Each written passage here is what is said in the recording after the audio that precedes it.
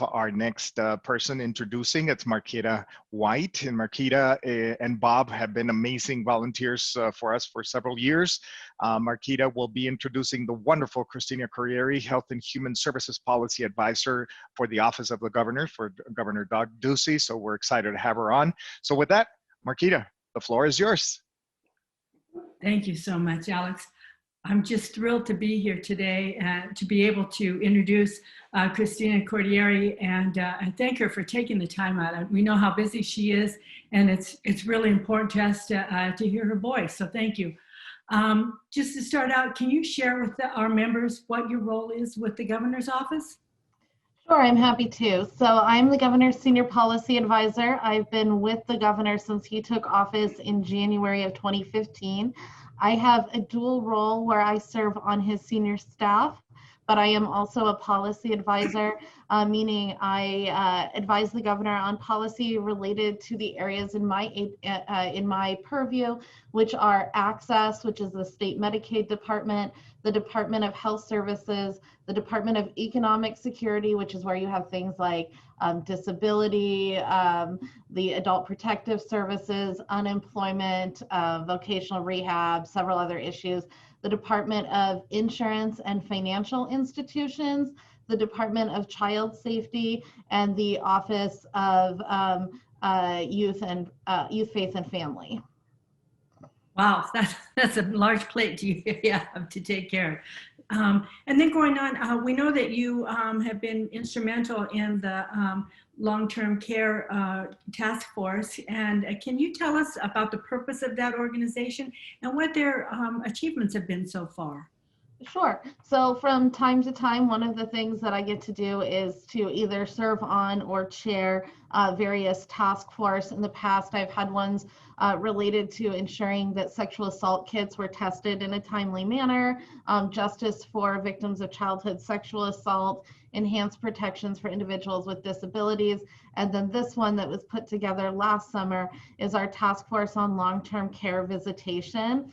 We put this together in the summer. So when our long-term care facilities were closed to visitation in March, late March of last year, in order to protect residents, one of the challenges with that is that while it's important to protect their physical health, certainly the ability to visit has impacts on mental health if that's not available. So we had done some grants to facilities to facilitate virtual visits, but we wanted to be able to reopen in a safe fashion the ability to have in-person visits, which we know are so important both to that resident of the long-term care facility, but also to their family. And so we put together a task force to be able to work through these complicated issues during a pandemic. The task force includes myself as chair, members of the House and Senate, both from the Republican and Democratic parties, individuals from agencies that are involved, the Department of Health Services, Access, and DES all have representatives on there, as well as the Long-Term Care Ombudsman. And then we had representatives from the facilities, both skilled nursing as well as assisted living. And then we had representatives from families as well as from advocacy agencies. So Dana serves on that. Dana also helped me identify a couple of our family members. Another one was identified separately from our office. You know, some of the things that we were able to do late last summer, we were able to open outdoor visitation when the percent positivity dropped below 10%. We're also able to open indoor visitation with testing. That proved to be a challenge to have testing requirements where they had to come back within a certain number of hours. So we brought the task force back together and came up with the designated essential visitors. This was not something that's being proposed or advocated by our national partners like CMS and CDC, but we felt that these visitors were really essential to folks, both mental and physical healthcare. So we allowed each person in an assisted living to designate 2 essential visitors in order to protect the safety of folks within the facility. They would test on the same time frames as somebody who worked there, so they would not be dangerous coming into the facility than somebody else coming in to work there. but they were allowed to come in, be in that person's room, have that physical contact with them that we know is so important. We also allowed ability for pastors, which are important for people that have strong religious convictions, to be able to go in and to get those ombudsmen back in checking the facilities. And then just recently we were able to open for in-person visits without testing beyond the designated essential visitors in almost all cases, as well as allowing people that are in these facilities to be able to go to off-site visits. And you know, it's really neat when I get a text from somebody and it's a picture of them taking their grandparent out for ice cream or for lunch for the first time in a year. So those are the accomplishments that we were really happy to see. Boy, that's a lot. It's been a crazy year, and you really stepped up. We so much appreciate your partnership. And related to that, what is the governor supporting to be sure that nursing home residents are better protected from COVID and other bad staff or residents? So one of the things that we had that had been identified in the Auditor General's report about a year ago was that the Department of Health Services did not have enough long-term care surveyors to go out and review complaints as they happen. And this was identified a few months pre-COVID. Unfortunately, with last session's shortened legislative session because of the pandemic, a lot of good bills didn't make it over the finish line. But this year in the governor's budget, one of the things that he has is to provide funding to increase those number of surveyors at the long-term care facilities to make sure that all complaints that come in are reviewed in a very timely manner. So that's one of the things we're working on. Well, that's really important. I have a family member in a long-term care facility, and I certainly feel for a lot of families that are in much worse situation than we are. I do too. They're in an Iowa facility, so this won't affect them, but I do have a 95-year-old grandfather and a grandmother that just turned 90 on April 1st that live in an assisted living facility back in Iowa. Oh, me too. Very close to our hearts. And then can you share with us the governor's priority for this, the legislative session that may be of interest to our members who are over 50? So the one that I'm working on is the governor's telehealth proposal.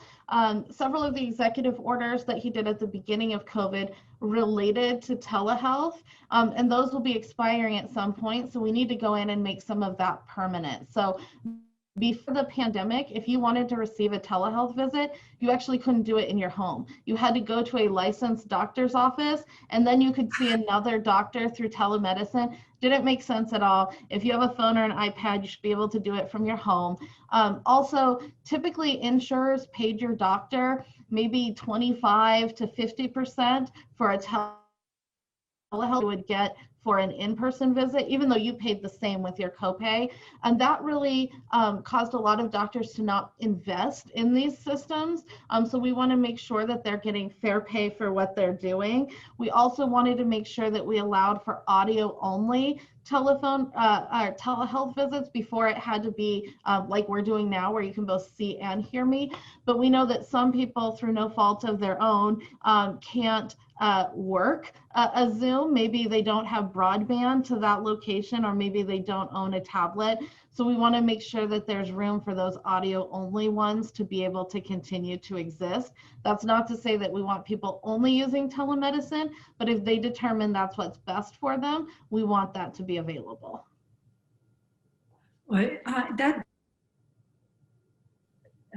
broadband issues, and where's the governor sit on those kind of issues that help provide people with the capacity to do things like Zoom calls and so on? Hugely supportive of expanding broadband. We had money in the budget for that the last couple of years to provide grants to our rural communities to help make that happen. He has additional dollars in his budget this year on broadband as well. My colleague Ben handles those issues. So if you'll have questions, or if Dana on a future call would like to have my colleague Ben, he can speak to greater detail on that. But that is also one of our priority issues for this session. Oh, that's great. Yeah, because it's not just people our age, you know, and people in AARP aren't just interested about their own conditions, but they're concerned about their kids and their grandkids. And this is real important, so we appreciate that. It's important to health, it's important to education, it's important to economic development. So we're hugely supportive of expanding that. Wow, that's great.